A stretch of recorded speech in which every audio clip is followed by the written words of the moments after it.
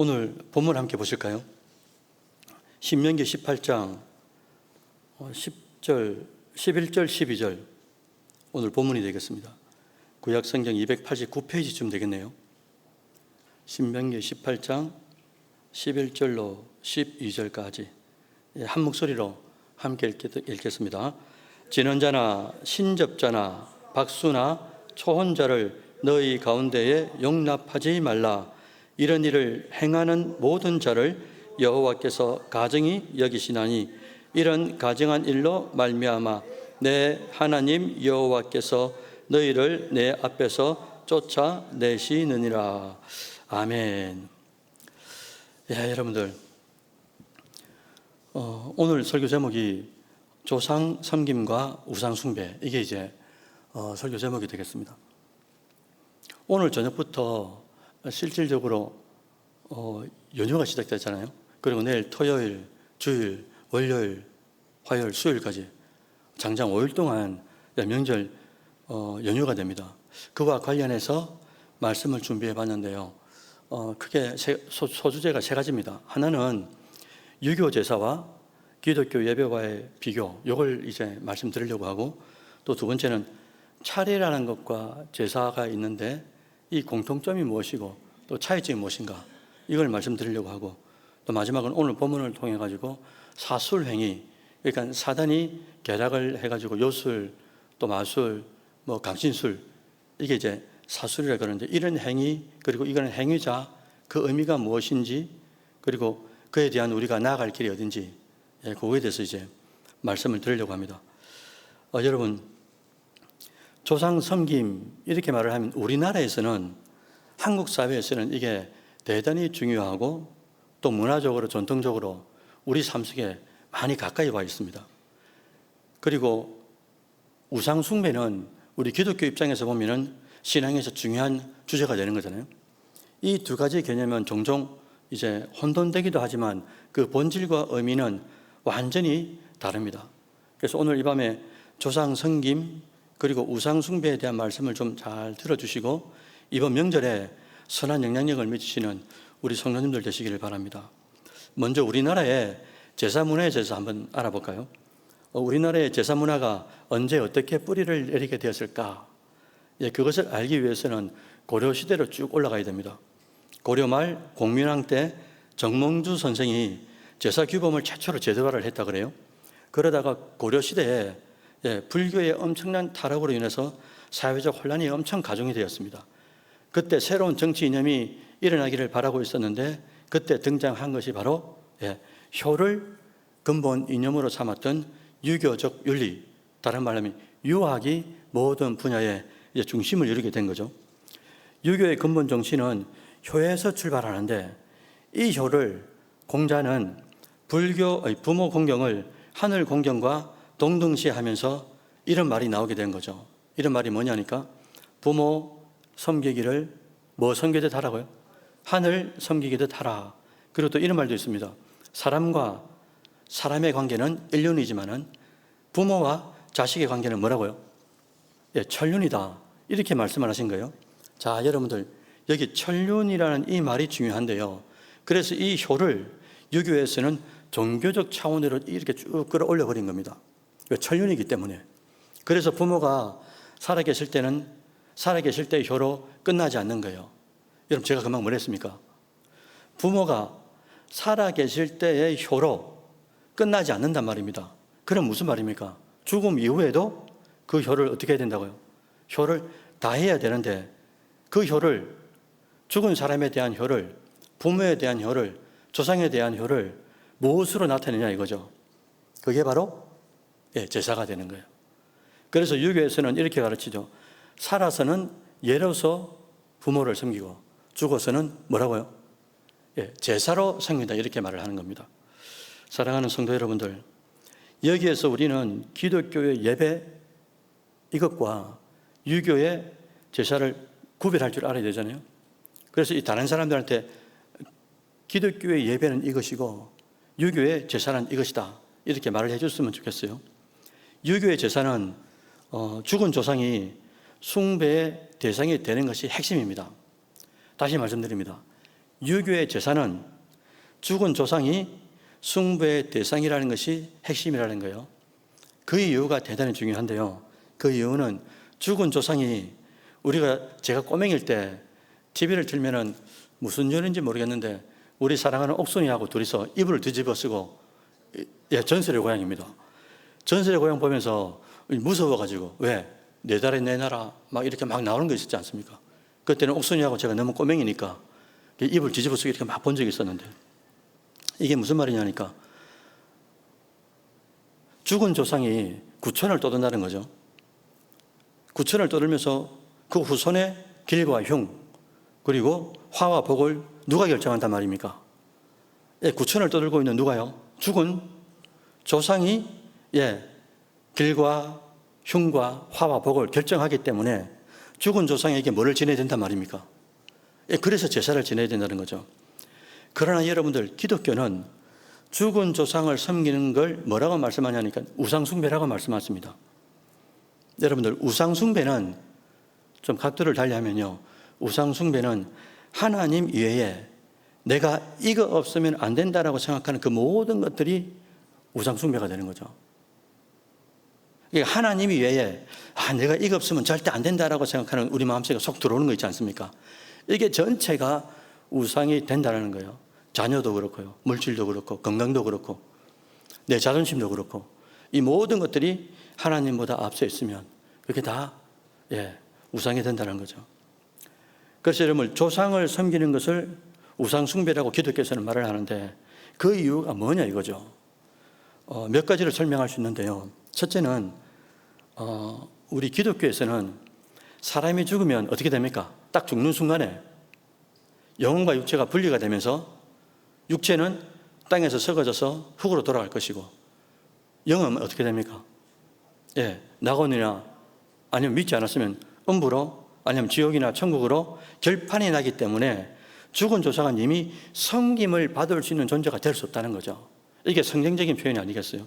두 번째는 죽은 사람이 살아있는 사람에게 영향력을 미칠 수가 없다는 게 성경적인 해설입니다. 그래서 성경은 그렇게 기록하고 있는 거죠. 그래서 여러분들, 우리가 잘 알고 있는 누가복음 16장에 어떤 사건이 나오냐니까 예수님께서 바리새인하고 이분들한테 딱 이제 대화를 하시는데 이런 비유를 듭니다. 부자와 거지 나사로 비유를 딱 가지고 옵니다. 그리고 예수님이 이 비유를 친히 말씀해 주시는 거예요. 나사로는 이 땅에서 어떻게 살았습니까? 헐벗고 거지로 살았습니다. 그런데 그 안에 뭐가 있었습니까? 믿음이 있었어요.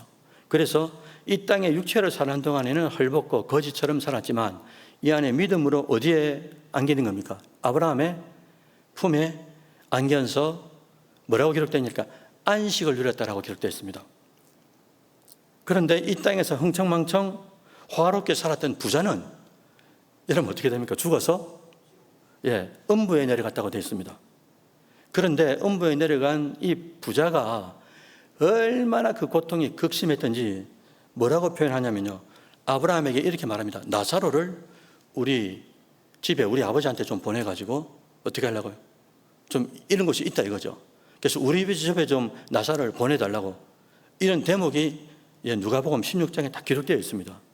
그 부탁에 대하여 이 사람의 부탁을 받고 아브라함이 이런 대답을 합니다. 누가복음 16장 26절인데요. 다 같이 한번 읽어주실랍니까? 누가복음 16장 26절입니다. 그뿐 아니라 너희와 우리 사이에 큰 구렁텅이가 놓여 있어 여기서 너희에게 건너가고자 하되 갈 수 없고 거기서 우리에게 건너올 수도 없게 하였느니라. 이 말씀을 비유로 하셨지만은 결국은 천국에서 지옥으로, 지옥에서 천국으로, 그리고 내세에서 현세로, 현세에서 내세로 영향력을 미칠 수 없다는 말씀을 하고 있단 말이죠. 이 비유를 통해 가지고 예수님은 이런 거죠. 죽음 이후에 4, 5세계인 지옥과 천국은 반드시 존재한다 라는 것을 말씀하고 있는 겁니다. 이것을 이제 우리는 유교의 제사 그리고 기독교의 예배, 이 차이점을 우리가 좀 발견할 수 있다는 거죠. 물론 여러분들, 기독교에서도 부모 공경을 십계명부터 시작해가지고 신약에 와서도 예수님도 말씀하십니다. 그러나 유교의 효, 기독교의 효는 핵심적으로 뭐가 다르냐면요, 대상이 다릅니다. 여러분 퀴즈 나갑니다. 어떤 대상이 다를까요? 유교의 효는 초대에 말씀드린 것처럼 죽은 조상에게 초점이 맞춰져 있는 거예요. 그러니까 제사로 죽음 이후에도 효를 다한다고 말씀드렸잖아요. 그런데 기독교는 누구입니까? 누구한테 효를 다하라고 그러신 거예요? 죽은 부모님요? 죽은 조상에게 말입니까? 아니잖아요. 살아있는 부모에게 효를 다하라고 말씀해 주셨어요. 왜요? 말씀드렸지 않습니까? 죽고 난 이후에 우리 기독교에서 죽음이라는 것은 육체와 영혼이 분리되는 걸 죽음이라고 그러잖아요. 분리되고 난 이후에는 이 영혼은 귀신이 되어가지고 구천을 뜯을 수도 없고 후손에게 영향을 미칠 수 있는 천국과 지옥으로 들어가기 때문에 이미 이제 끝장이 났다는 거죠. 끝이 난 거죠. 여러분, 저도 예수님을 구원자로 1997년도 봄날에 믿었습니다. 아니, 믿게 하신 거죠. 어머니를 따라 조그만 교회를 가게 됐는데 그 교회에서 말씀을 듣다가 예수님이 나의 구원자다, 이게 믿어지게 됐습니다. 그리고 믿는 그 해 다음 해에 제가 그 전까지는 매해마다 차례도 지내고 제사도 지냈습니다. 우리 오태 환이니까 환자 돌림에 해주 옷이 장중곤파 24대 손이거든요, 제가. 그러니까 우리 환자 돌림이 있는데 환자 돌림은 다 어디 모이냐니까 저기 울산 방화진에 우리 장손이 살았습니다, 사촌 형님이. 그 집에 이제 다 모입니다. 이제 모였는데 제가 예수를 믿었잖아요. 믿고 난 그 다음 해가 됐습니다. 다 모였습니다. 그날 사건이 터집니다. 상을 차려놓고 다 절을 하는데 여러분, 제가 어떻게 했겠습니까? 제가 절을 했겠습니까? 안 했겠습니까? 당연히 절을 안 하죠. 그랬더니 이렇게 우리 남자들이 많지 않습니까? 환자 돌림도 있고 위에 근자 돌리심도 있고 다 있는데 제가 절을 안 하고 가만히 서 있으니까 여기저기서 쌍시형 놈이라고, 무슨 말씀인지 이해되죠? 쌍시형 놈이라고 막 이렇게 좀 여러 소리가 나오는 거예요.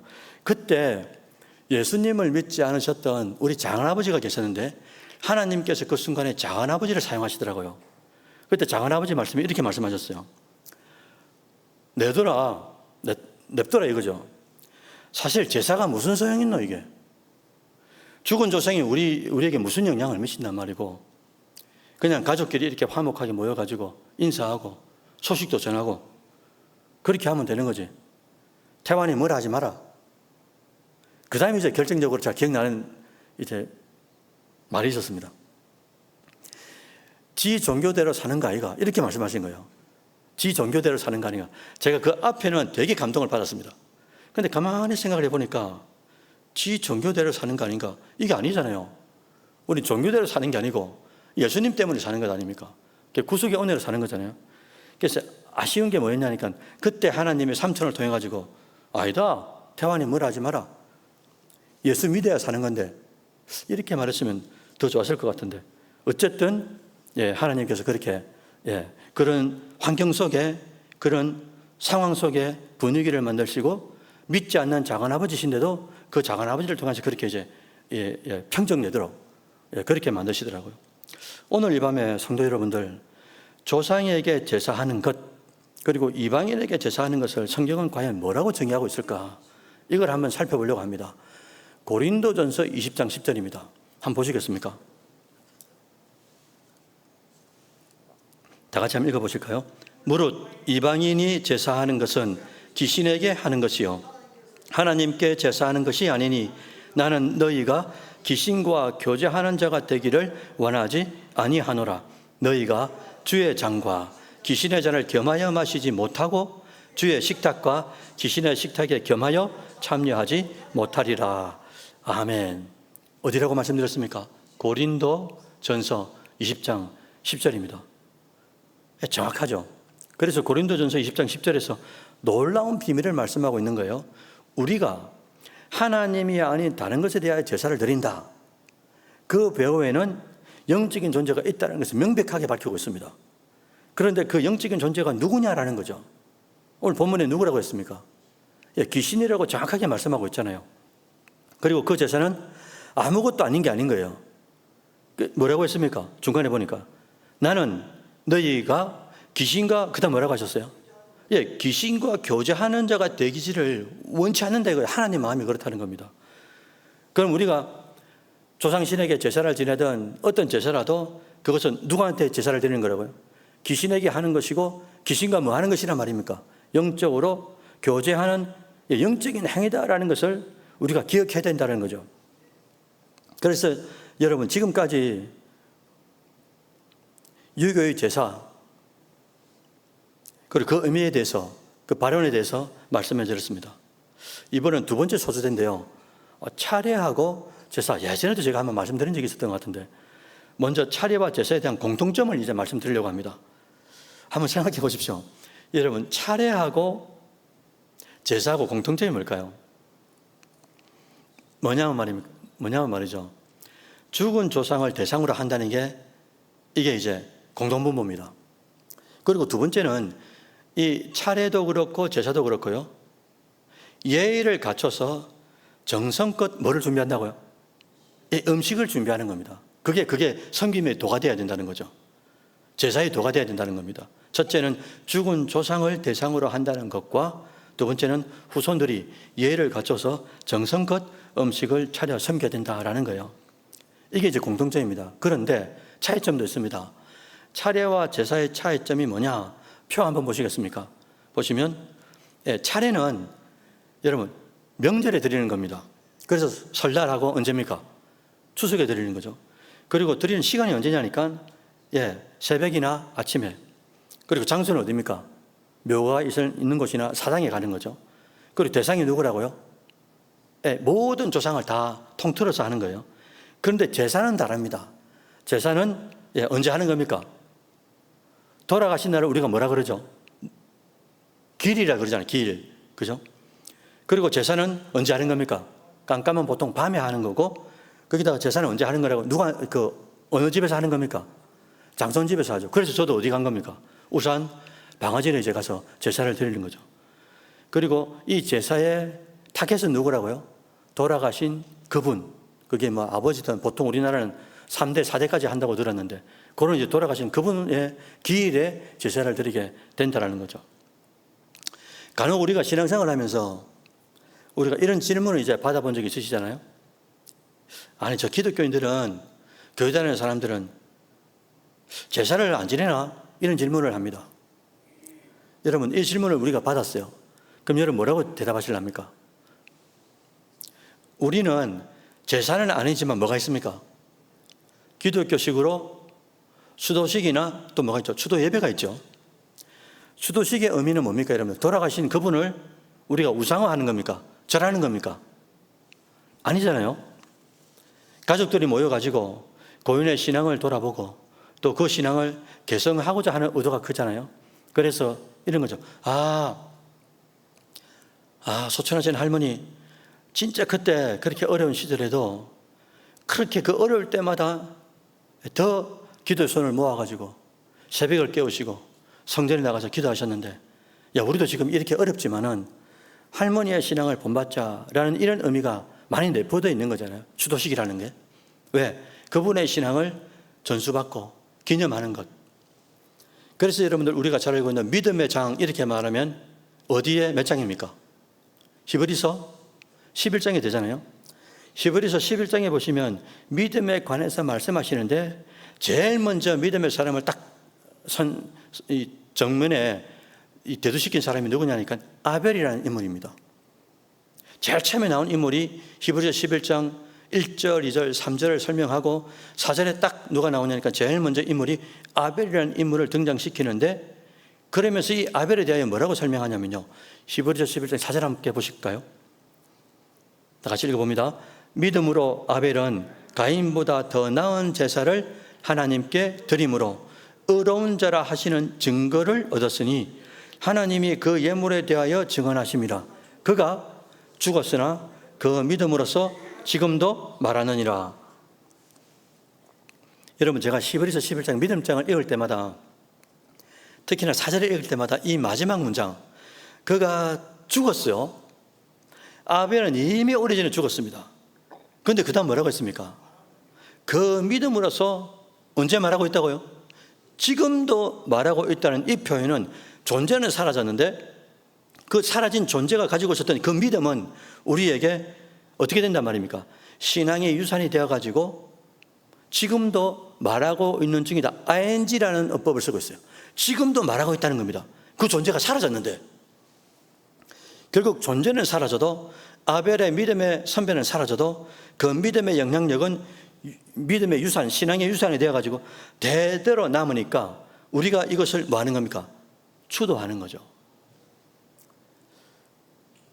마지막 세 번째 소주제가 오늘 이 설교 본문이죠. 신명기 18장 원래는 9절, 10절, 11절, 12절이 돼야 되는데 우리가 11절, 12절 봤습니다.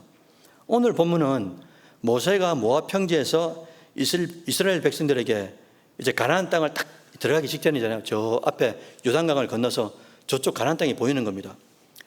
이 신명기라는 게 마지막에 모세의 이제 고별 설교 3편을 말하는 거잖아요.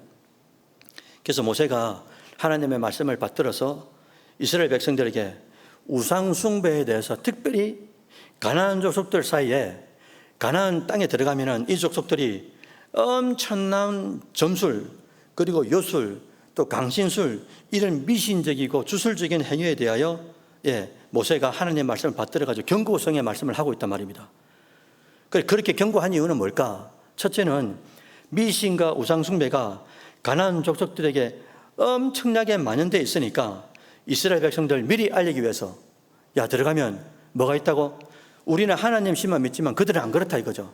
엄청나게 많은 주술 미신들이 많이 있으니까 조심해라 라고 엄히 명하고 있고, 두 번째는 이방인들의 가정한 종교 행위가 순수한 여호와 신앙, 이 신앙에 치명적인 독이 될 수 있기 때문에 모세가 엄중한 경고의 말씀을 하나님 말씀을 받들어 가지고 지금 이스라엘 백성들에게 전하고 있다는 거죠. 여러분들 이런 유의 것들이 시대마다 또 각 나라마다 문화마다 달리 나타나는 것 같아요. 그래서 우리나라는 뭐라고 말씀드렸습니까? 유독 유교의 영향이 크기 때문에 명절의 차례 그리고 조상들이 돌아가신 날 제사를 통해 가지고 조상 섬김이라는 이름으로 우상 숭배가 자행되고 있기 때문에 우리가 이 성도로서 이런 부분들을 잘 분별하고 나아가야 된다는 거죠. 여러분들 오늘 본문 9절부터 쭉 10절, 11절, 12절 이방 민족의 가정한 행위를 본받지 말라라고 말씀을 하시면서 또 11절에 여러 가지 좀 알듯 말듯 생소한 단어들이 쭉 나열됩니다. 예를 들면 진언자, 신접자, 박수, 또 뭐가 나오면 초혼자라는 단어가 나와요. 제가 쭉 찾아보니까 진언자라는 말은 주문을 외웁니다. 그리고 이제 마법을 거는 사람들, 이걸 진언자라 그런데요. 그 다음에 신접자라는 것은 말 그대로 죽은 사람의 영을 통해 점을 치는 자. 우리가 예전에 드라마나 뭐 영화 같은 거 보면 영매들이 나오지 않습니까? 영매자들. 이런 존재를 말하고, 박수는 원래 남자 무당을 말하는 것인데 오늘 본문에서는 점쟁이나 마술사를 뜻하는 뜻으로 이제 사용됐대요. 그런데 이 구절을 이 박수를 공동 번역 성경으로 보게 되면 이렇게 되어 있습니다. 귀신을 불러 물어보는 자, 이렇게 기록되어 있습니다. 귀신을 불러 여러 가지 것들을 물어본다 이거죠. 박수가 말입니다. 그리고 마지막 나온 단어가 누구냐니까 초혼자라는 단어인데, 이 초혼자라는 단어는 죽은 자들을 불러내 가지고 미래의 일을 물어보는 것을 말한다, 이렇게 되어 있습니다. 우리나라 얼마 전에 그 무슨 영화입니까? 파 뭐 있었죠? 그거 이런 내용인가요? 어쨌든 진언자, 신접자, 박수, 초혼자 전체적으로 뭐냐니까 사단의 속임을 꾀하는 사술행위라 그러죠. 이거를. 그러니까 주된 목적이 뭐냐? 제가 말씀드렸지 않습니까? 죽은 사람의 영을 불러냅니다. 그리고 그 죽은 자의 영을 통해 가지고 미래를 알려고 하는 이 욕심에서 비롯된 것이 전부 다 이게 사술행위라는 것이죠. 그런데 이런 행위는 여러분들 과거, 현재, 미래라는 직선적 행위를 우리가 살아가고 있잖아요. 그렇지 않습니까? 벌써 과거가 된 거죠. 그죠? 그러니까 우리는 과거, 현재, 미래를 살아가는데 우리는 한 시점만 살아가고 있단 말입니다. 그런데 하나님은 시공간을 초월할 뿐만 아니라 시제를 초월해요.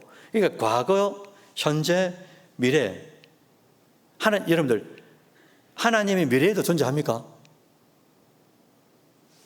지금 제 말씀 들으신 거지? 하나님이 미래에도 존재합니까? 다른 말로 좀 바꿔볼까요? 하나님이 우리의 미래를 주관하십니까? 그러니까 미래 시간을 주관하시는 분이 누구냐 이거죠. 하나님밖에 없지 않습니까? 그런데 오늘 본문에 누굽니까?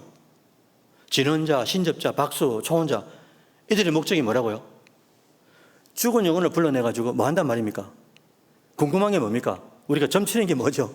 앞으로 어떻게 되는지, 이 사람이 맞는지, 저 사람이 맞는지, 또 이 길이 맞는지, 저 길이 맞는지, 불투명한 미래에 대해서 우리가 보통 무당한테 뭐 하러 가는 겁니까? 점을 치러 가는 거죠. 점 치러. 근데 그 점이 맞는 겁니까? 맞을 수도 있고 틀릴 수도 있죠. 왜? 과거를 가지고 이 무당들은 미래를 내다보니까. 그런데 그 미래는 모든 게 누구 주관에 있는 겁니까? 미래는 하나님 주관에 있는 거예요. 그러니 하나님 입장에서 보면 이게 무엇이냐? 미래의 주관자이신 하나님의 권위에 도전하는 행위가 되는 것뿐만 아니라 순수한 신앙인들마저도 타락의 길로 빠지게 하기 때문에 하나님은 모세에게 엄중하게 야, 이것 저것 요것 가나안 땅에 들어가면 수많은 주술적 행위, 미신적 행위가 넘치는데 전신 바짝 차려야 된다, 이런 것들을 오늘 이제 본문을 통해서 말씀하고 있다는 거죠. 여러분들, 아직도 우리나라 문화 전통 속에는 미신적인 요소가 대단히 많습니다. 그래서 산촌, 온천, 농촌 뭐 구석구석 가보면 다 뭐합니까? 제사를 지내잖아요. 그죠? 오촌에 가도 제사를 지냅니다. 배를 사도 제사를 지냅니다.